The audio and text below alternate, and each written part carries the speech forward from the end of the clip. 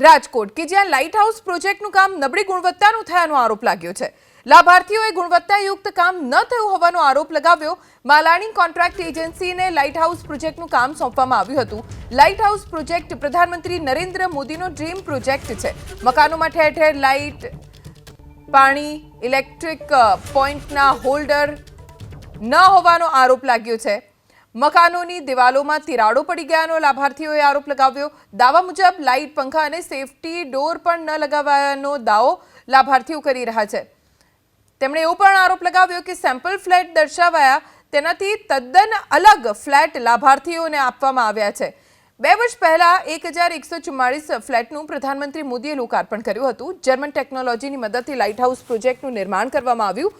3,20,000માં લાભાર્થીઓને ફ્લેટ આપવામાં આવ્યા। રાજ્યમાં એકમાત્ર લાઇટ હાઉસ પ્રોજેક્ટ માટે રાજકોટ શહેરની પસંદગી થઈ અને તેમાં પણ ભ્રષ્ટાચાર થયો હોવાનો આરોપ સ્થાનિકો લગાવી રહ્યા છે।